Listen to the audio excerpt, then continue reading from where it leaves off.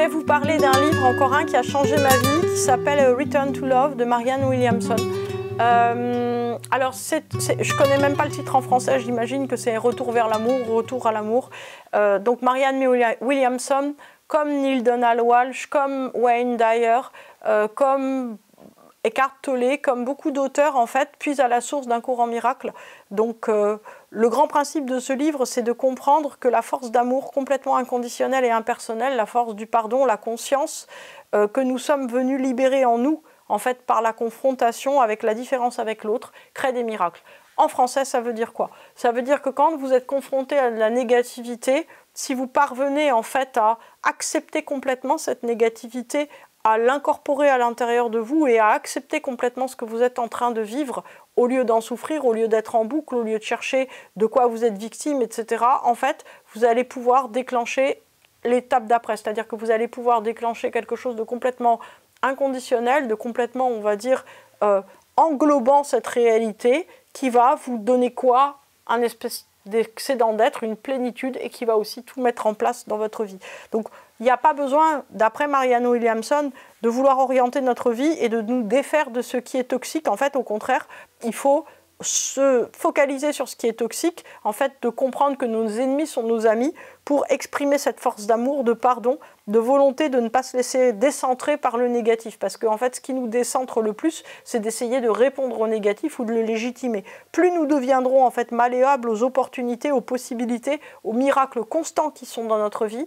Donc, qu'est-ce que c'est qu'un miracle? C'est quelque chose qui, tout à coup, va faire irruption dans la chaîne de cause à effet que notre mental pensait obligatoire.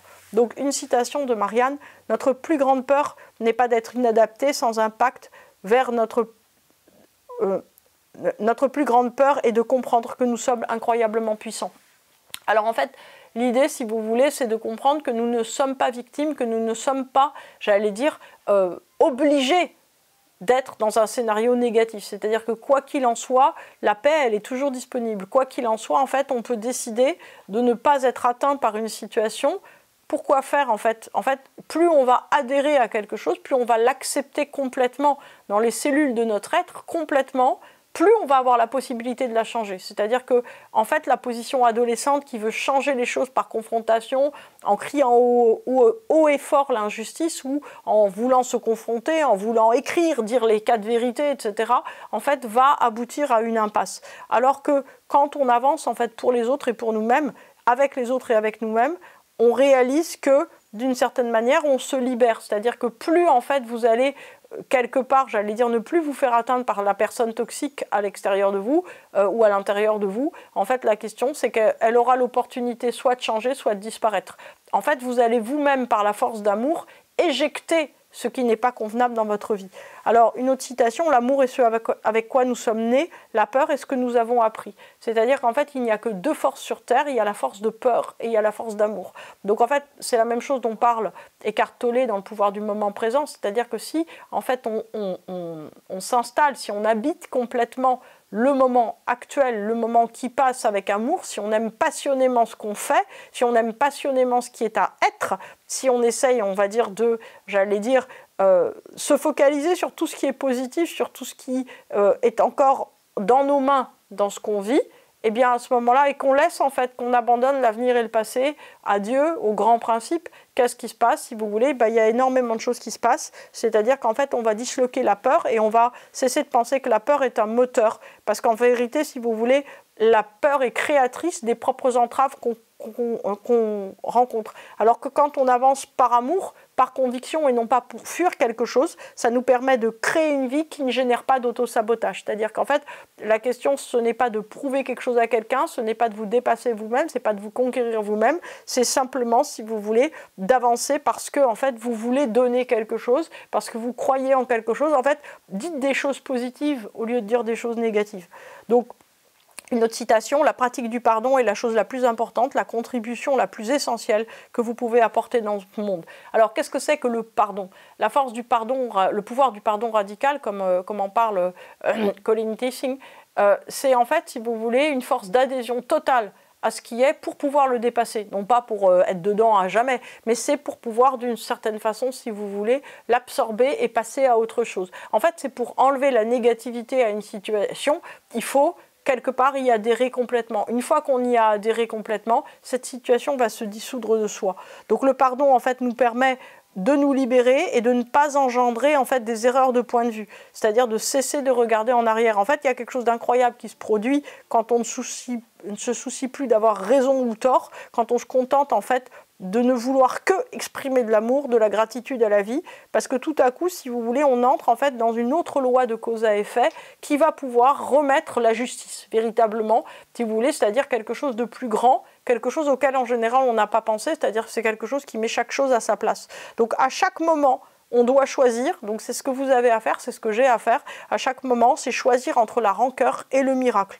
En fait, on n'a jamais, si vous voulez, c'est jamais des manques ou des occasions ratées ou des choses dont on est floué qui nous retiennent en arrière, c'est qu'on ne se donne pas assez au présent. C'est qu'on se dit tout le temps qu'il y a quelque chose à rectifier, quelque chose à arranger, alors qu'on a suffisamment. En fait, la joie vient naturellement quand on met le focus sur ce qui est positif, c'est le principe de la gratitude dans nos vies. C'est-à-dire qu'en fait, on se dit, mais comment être joyeux? En aimant ce que vous avez à faire. Hein. Vous avez une soupe aux carottes à faire, aimez la soupe aux carottes, ça va aller mieux.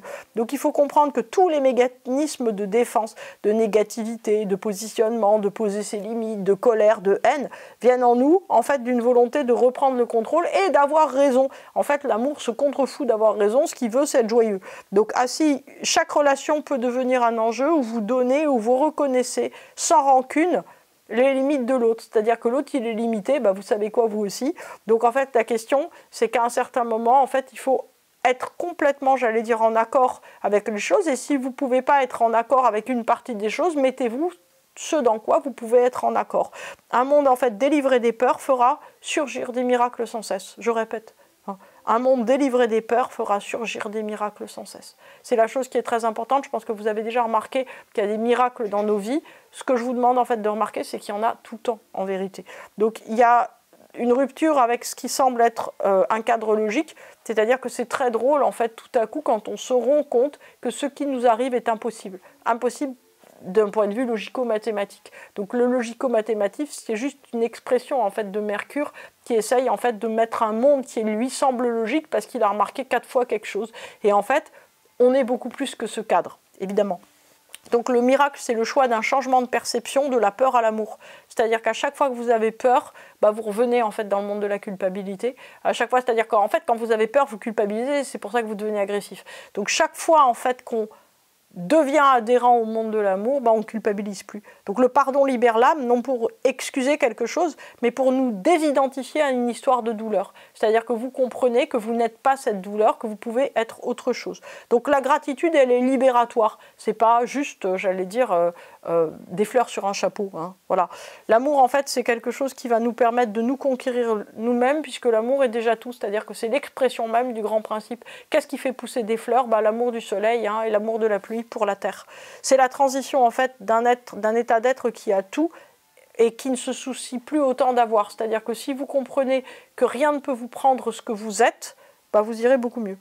Donc en fait, ce livre de Marianne Williamson permet un recentrage sur notre vraie nature. Donc il est extrêmement répétitif ce livre, et à un moment on se dit mais j'en ai marre, elle répète toujours la même chose. Et quand on a terminé de lire, en fait on se rend compte qu'on a changé. C'est-à-dire de comprendre que nous créons un monde logique et fait d'obstacles créés par la peur. C'est-à-dire qu'en fait, si vous voulez, notre mental, il a besoin de conquérir des choses. Donc en fait, il s'installe des barrières, donc il va pouvoir sauter en disant « Youpi, j'ai sauté, je suis trop fort ». Donc peut-être qu'à un moment, vous en aurez marre de faire du saut à la haie et vous avez juste envie de vivre. Donc si c'est ça, si vous avez envie de quitter votre carte mentale qui est une construction identitaire via le négatif, eh bien, lisez ce livre pour prendre conscience et écrire une autre vie.